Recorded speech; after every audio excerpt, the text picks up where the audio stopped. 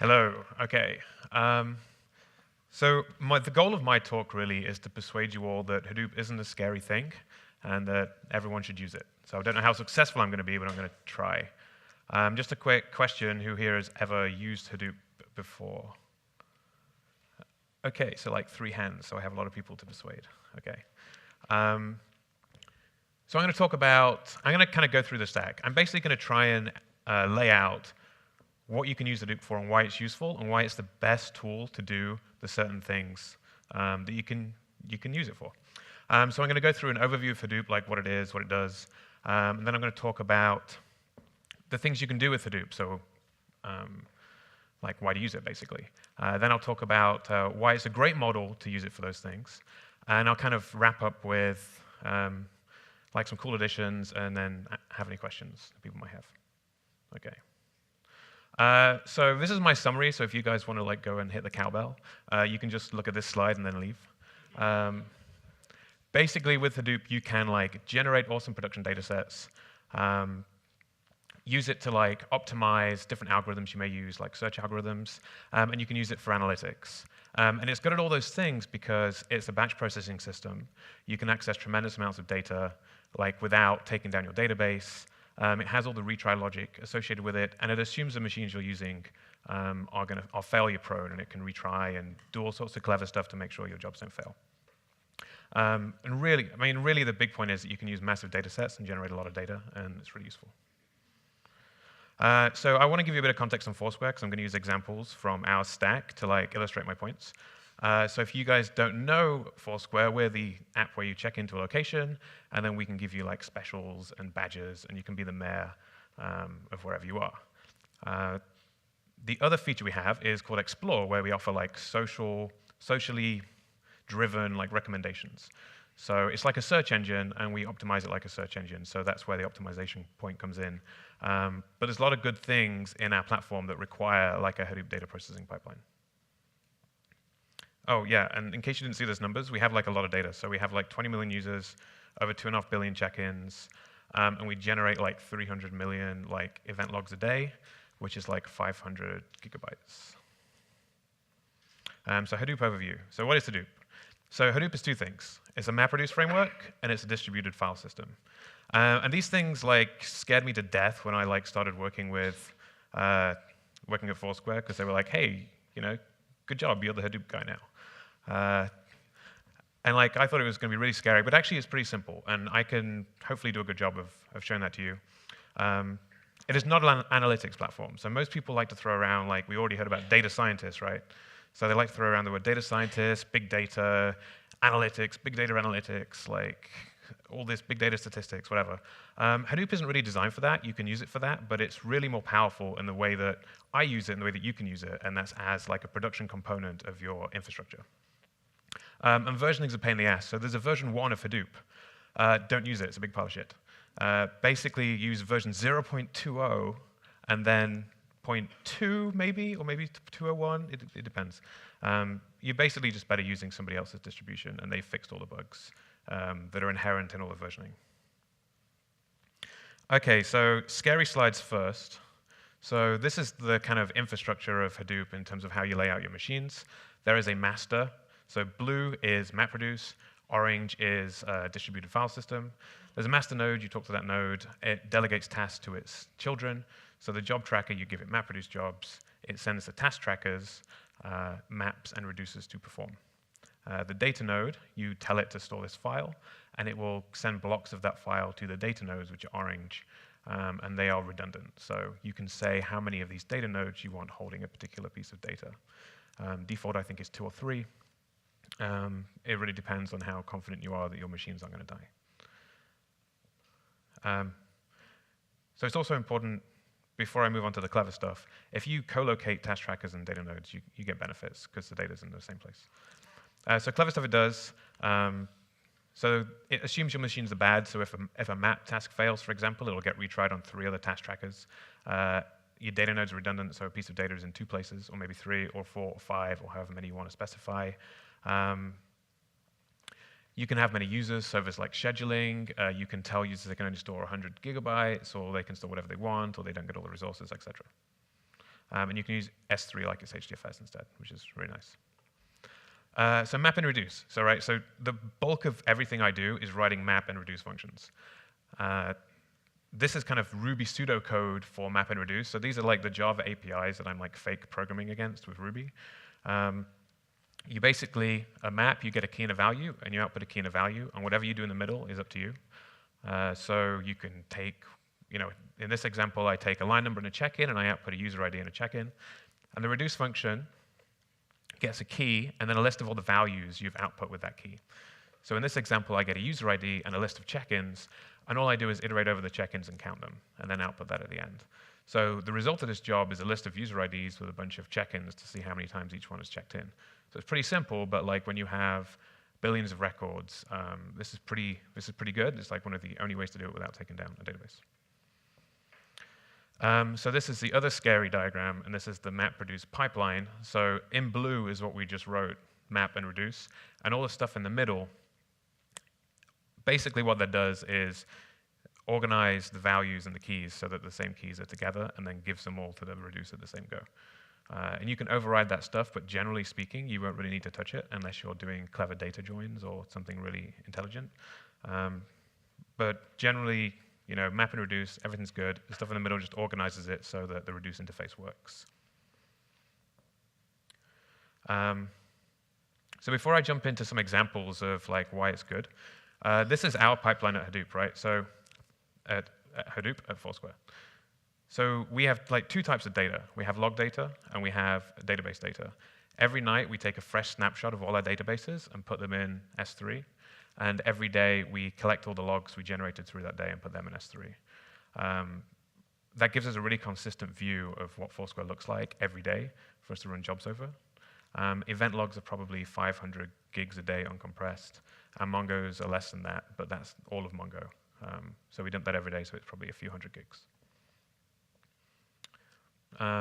Okay, so obviously everyone here is Rubyist, right? So we use Scala at Foursquare, but for a long time we used Ruby, because I used to use Ruby and I didn't see any reason to stop. And to do that with Hadoop, you don't have to use JRuby or anything crazy. They have this streaming jar, so you can just basically give it two scripts, a mapper and a reducer, and it just pipes the data to them. So you read from standard in, you write to standard out, and that's pretty much it. Like if you want to define keys and values, you just put a tab in between them. And so the one before the tab is the key, the one after the tab is the value. And if you want to implement partitioners and sorters, you can do that with Ruby as well, or with just regular shell tools. So here's like a quick example. So like this is a mapper at the top. I read from standard in, I read each line, I split it into key and value, then I do some computation and output the new key and value. And I run that with like this pretty simple command line where I tell it to use a streaming jar, and I give it the inputs, the outputs, and the mappers and the reducers. So obviously, like you want to test it, you want to do all those things. There's a bunch of Ruby frameworks. A framework called Wukong is really awesome. We used to use it a lot at Foursquare. It basically gives you like nice interfaces for your mappers and reducers, and makes it so you can test them and so you can call them without using Hadoop. So you can do the same code, use the same code like elsewhere in your stack, basically. It's really nice. The MR toolkit's going to be good too, but never tried it, so I can't really comment. Okay, so that was kind of the boring bit with the diagrams. It's going to be really confusing, so hopefully nobody's confused. I want to talk about things we can do with Hadoop. And I'll largely just rely on examples for this, right? So I'm going to talk about the generally best things to use Hadoop for, and then I'm going to give you some like concrete examples from Foursquare, and like I think you'll see why it makes sense, right? Like this is really the core of it. If it makes sense to you why we're using Hadoop for these things, then hopefully you'll go away and like maybe play around with it after the conference.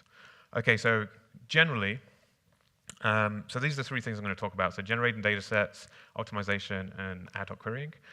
So generally with generating data sets, they follow this pattern, right? You want to do the same thing for a whole load of records, and then the output is going to be like a key and a value.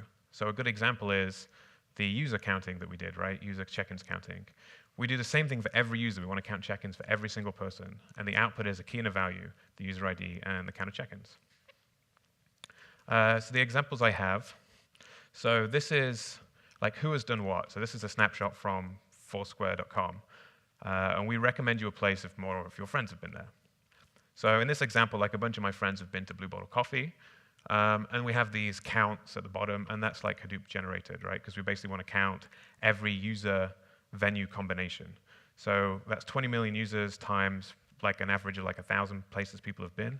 So that's a lot of records. So imagine doing that in like a queue, it would totally destroy your stack or your database. So you'd have to add throttling, all sorts of crazy stuff. If you do it in Hadoop, like it's a very simple job. You're just doing a count, right? And then you can put it back in a key value store for use later. So an example that doesn't involve counting, because most things in Hadoop involve counting, is generating newsletters. So we want to pull together everything your friends have done over the last week and generate an email that tells you about that and gives you kind of interesting things. So you not only need all your friends, everything your friends have done, everything your friends have liked, you also need what have they been looking at? Like, what did they really enjoy doing? What about their friends? Did people comment on their check-ins? Did people comment on their tips? And you can pull that all together and analyze that in the Hadoop pipeline and put it back in a key value store for use. Third example, suggested friends. So I'm going to do a counter example of this.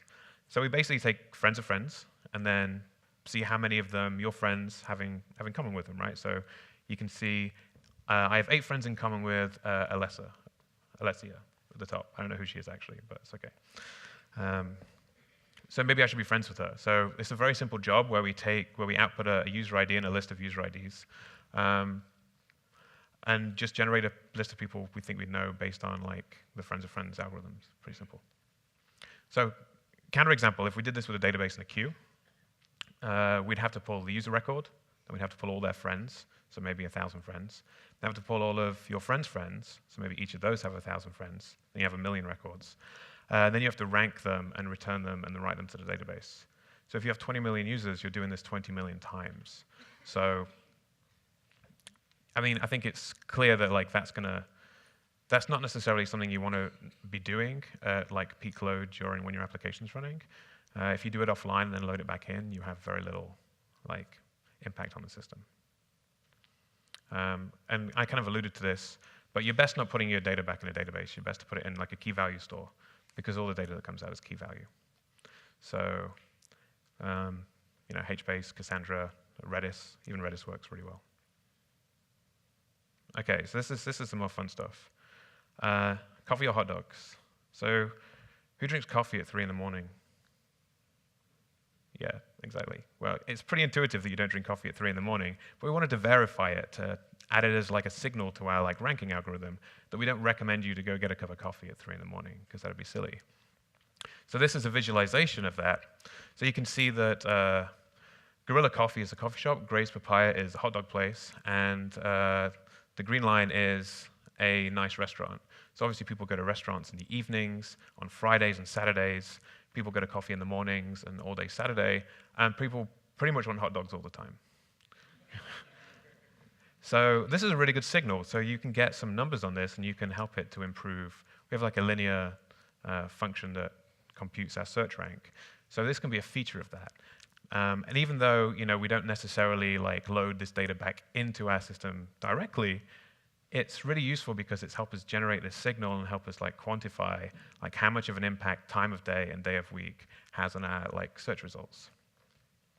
So another example, apparently people don't get ice cream in January. So this is a chart correlating check-ins to ice cream shops with the temperature or the time of year. So again, intuitively, like as it gets warmer, people eat more ice cream.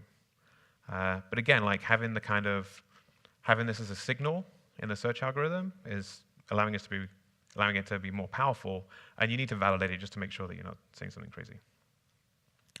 So a third example, which is to do with optimization, that's not to do with search ranking, is like what shape is a venue. So I think this is pretty interesting in its own regard. So people go to check into all sorts of places. So JFK, Golden Gate Bridge, and the Blind Tiger, which I think is, I don't know what the Blind Tiger is. JFK Airport obviously is like a big place, so it has a big shape. All the black dots are check-ins. So you can see that the shape of the venue, like you could be in a lot of different places if you want to check into JFK. Like how do we know that you're actually in JFK if we don't know the shape of the venue? Equally, the Golden Gate Bridge is like a big line. So it's not a circle or a dot. Most people presume places are dots. It's definitely not a dot. The blind tiger is more a dot, but it's got kind of this halo of things, of like check-ins that spread out as GPS on phones isn't particularly accurate. So being able to capture like the percentile ranges of where people are in relation to a venue allows you to kind of surface the right venues or give them more contextual information. So again, this is computed with Hadoop. You basically take a bunch of lat longs and a venue ID as the input, and you output like a polygon of like what the place looks like, with a bunch of confidence intervals as to how far out, in what direction, and that kind of thing. It's pretty cool.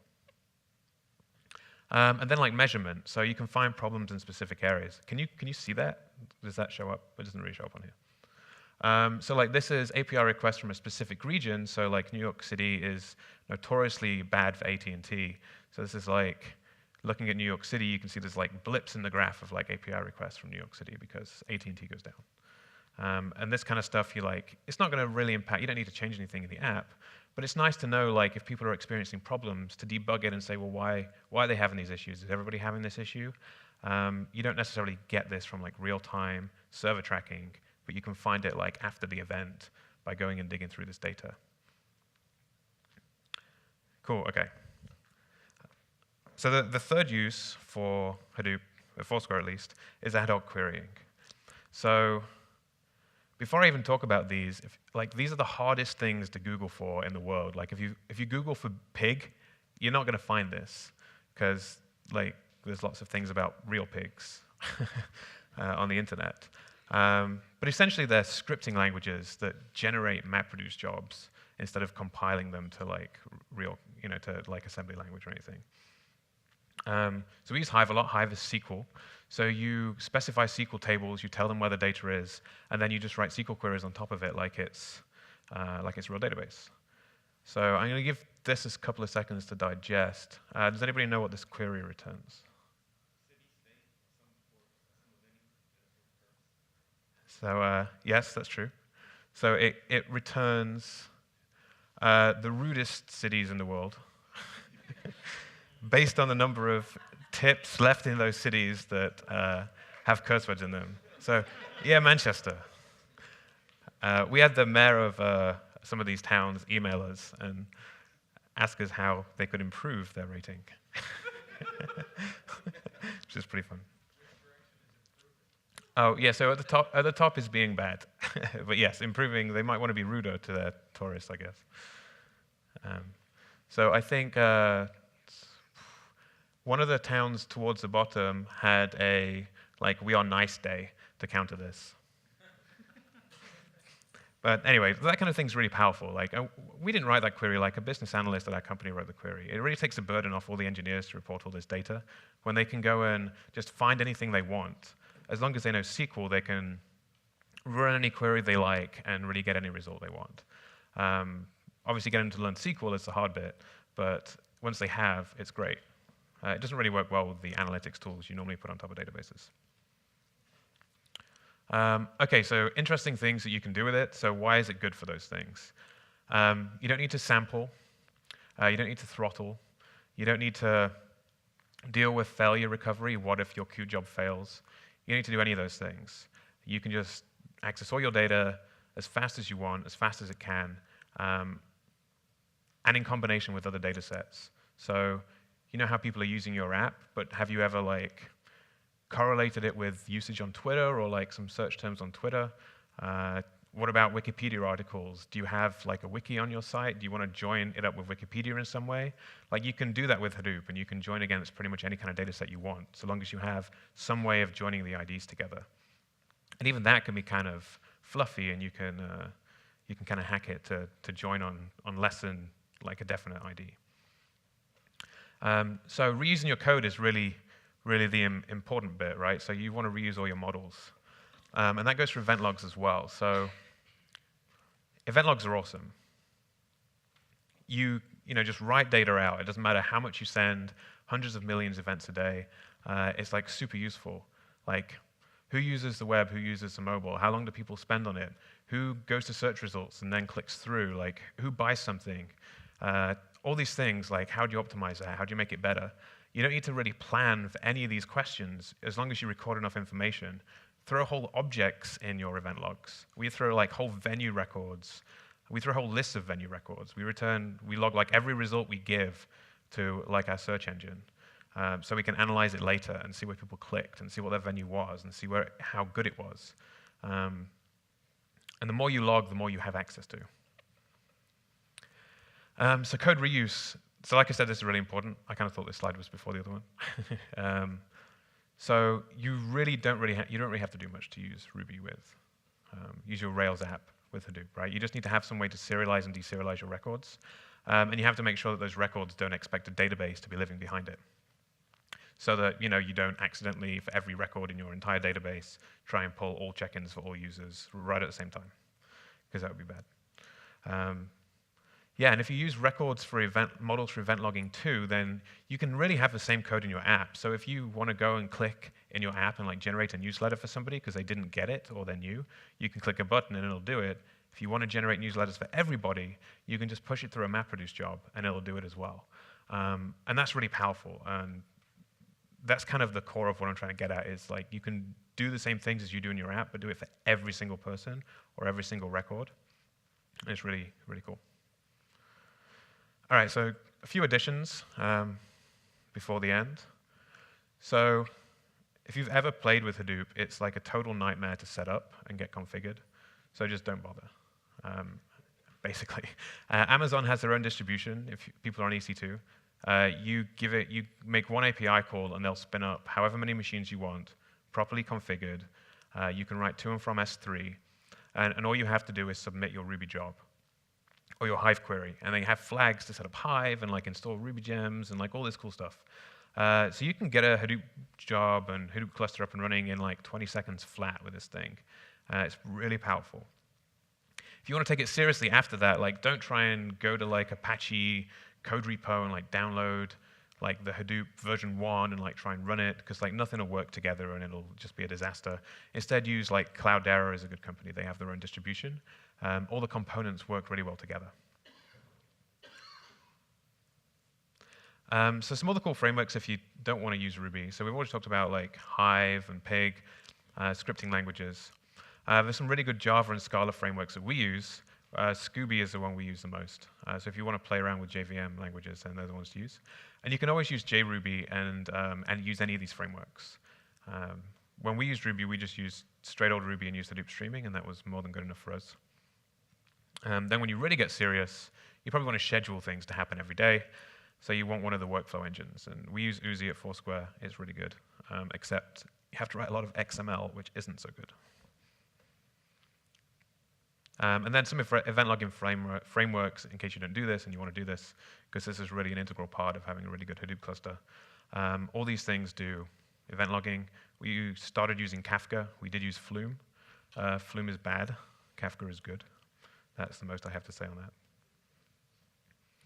that. So yeah, so that's it. So like hopefully I've kind of given an idea of what Hadoop is, what it's good at, what it's not good at, and why you should use it like in your app to do a bunch of things that you really can't do any other way unless you want to have like complex like throttles to stop your database from falling over.